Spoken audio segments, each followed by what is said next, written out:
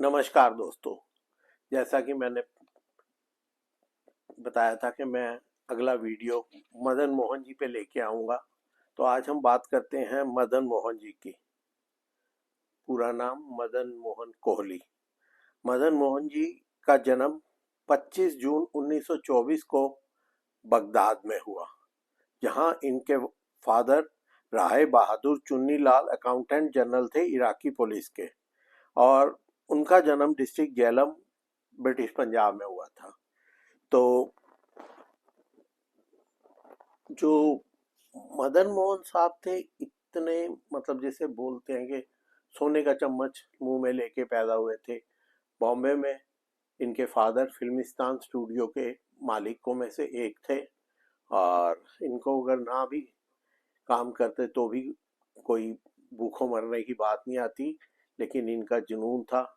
और इन्होंने कोई फॉर्मल ट्रेनिंग नहीं ली, बस म्यूजिक का जुनून था, म्यूजिक का शौक था। और फादर की मर्जी के हिसाब से इनको आर्मी ज्वाइन करा दी गई 1943 में एज सेकंड लेफ्टिनेंट, और ये आर्मी में रहे वर्ल्ड वार टू के ख़त्म होने तक। उसके बाद इन्होंने वॉलंटरी रिटायरमेंट ले ली और बम्बई में आके अपना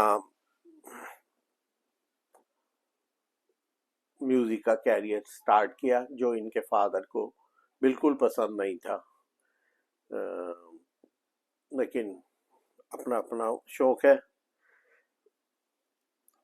और इनकी पहली फिल्म, पहला बिग ब्रेक 1950 में अनारकली में हुआ था, और पहला गाना रफ़ी साहब ने गाया था इनके लिए। और एक बार उससे पहले ये कई जगह इंटरव्यू वगैरह या ऑडिशन देने जाते थे, तो वहाँ इनकी मुलाकात लता से हुई, और इनको लता की आवाज़ बहुत पसंद आई। तो इन्होंने लता से कहा कि आज तो नहीं, लेकिन मैं म्यूजिक डायरेक्टर बनूंगा और मैं कोशिश करूंगा कि मेरा पहला गाना तुम ही गाओ। और ये उस टाइम एक गाना गाने गए थे, बहन भाई का गाना था। तो इन्होंने लता को कहा, तो हमने बहन भाई का गाना गाया, तुम मेरी बहन बन गई हो और मैं तुम्हारे साथी। लता ने इस बात को मजाक समझा, जैसे कि करते ही हैं बहुत लोग प्रॉमिस फिल्म इंडस्ट्री में। तो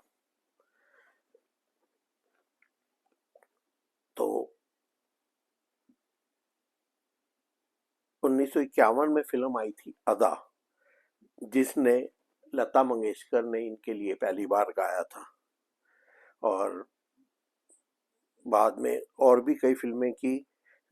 जहां आरा फिल्म में उन्होंने वो चुप रहे तो मेरे दिल के दाग जलते हैं, जो बात करें तो बुझते चिराग जलते हैं। मदन मोहन जी 25 जून 1924 को बगदाद में पैदा हुए, जैसे मैंने पहले भी बताया है। और उनकी मृत्यु 1973 में 14 जुलाई को हुई। बहुत छोटी जिंदगी थी उनकी, नहीं तो पता नहीं क्या बात है। और उनकी मृत्यु के 29 साल बाद भी उनके बनाए हुए म्यूजिक को इस्तेमाल किया गया शाहरुख खान और रानी मुखर्जी की एक फिल्म में। मदन मोहन जी आंखों के बहुत दीवाने थे। उनके बहुत सारे गाने हैं जो आंखों पे बने हुए हैं। मैं एक छोटी सी लिस्ट आपको बताता हूँ। अदा में आंखों आंखों में उनसे प्यार हो गया, शौक नजर की बिजलियां, वो कौन थी फिल्म की, मैं तो तुम संग नैन मिला के मुनीम जी 1962 में। और उनका जो सबसे मशहूर गाना आज भी लोगों का दिल धड़काता है, नैना बरसे रिमझिम रिमझिम, वो कौन सी फिल्म से। और नैनों में बदरा छाए बिजली सी चमके हाय, नैनों में प्यार डोले दिल का करार डोले, मोरे नैना बहाए नीर बावर्ची 1972 में, नैनो वाली ने हाय मेरा दिल लूटा साधना में पिक्चराइज हुआ। आप मीना माला सिन्हा पे आपकी नजरों ने समझा प्यार के काबिल मुझे, आंख मिलाने के लिए चंद चंदन 1958 में, आज सोचा तो आंसू भर आए मुद्दतें हो गई मुस्कुराए। ये गाना तो खाली सुनने लायक नहीं, देखने लायक भी है। क्या एक्टिंग की है इसमें के.एन. सिंह ने, प्रिया राजवंश ने, और क्या म्यूजिक है, क्या गाने की वर्डिंग है।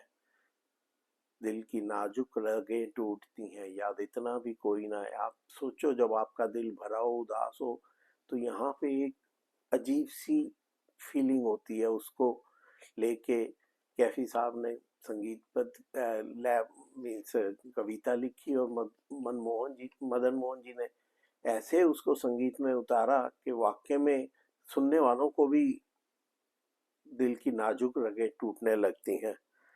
और अगली फिल्म गजल 1964 में अदा कातिल नजर बरकरार है। तेरी आंखों के सिवा दुनिया में रखा क्या है, तेरी निगाहों में, तेरी ही बाहों में।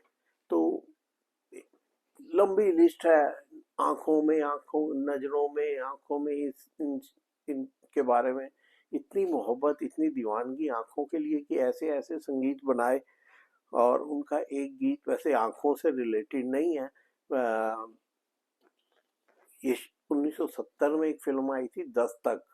आज 55 साल हो गए हैं, लेकिन उसका एक एक वर्ड अगर आप सुने तो आपको लगेगा ये तो आज के हालात में भी बिल्कुल ठीक गाना है। फिल्म वोमेन के हाल के ऊपर है।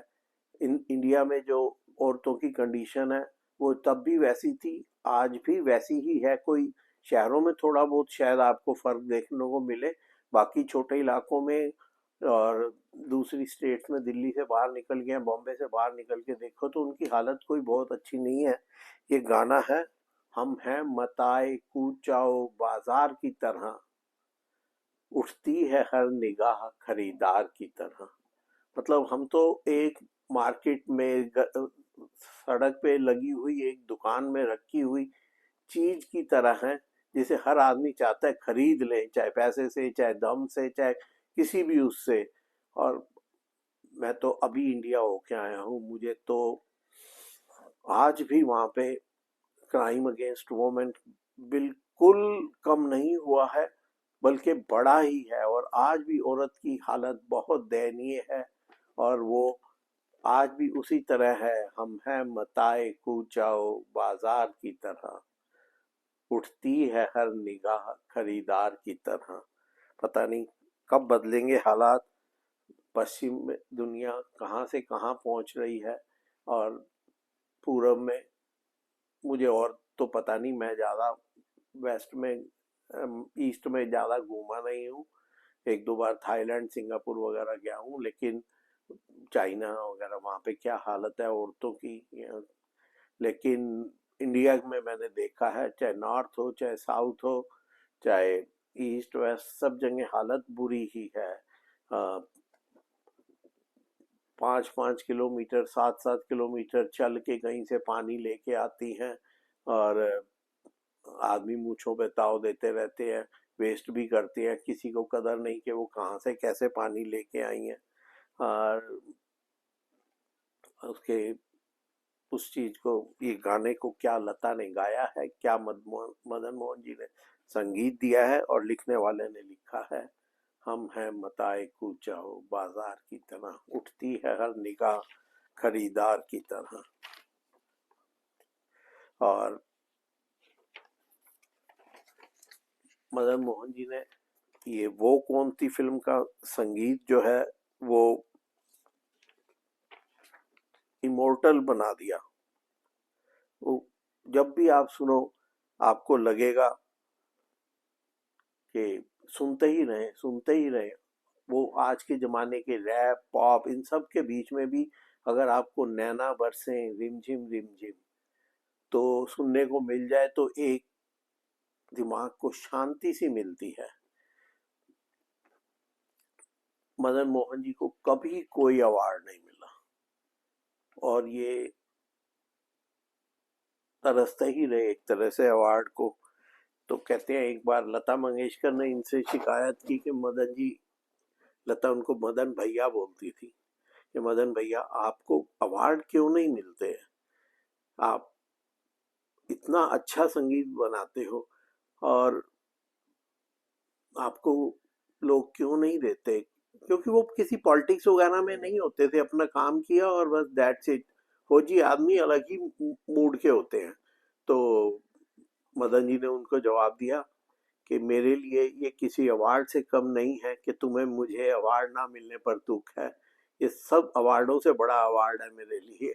ऐसी बात भी हर आदमी नहीं सोच सकता, कह सकता। मदन मोहन जी ने लता जी को लाजवाब कर दिया। लता ने बहुत गाने गाए और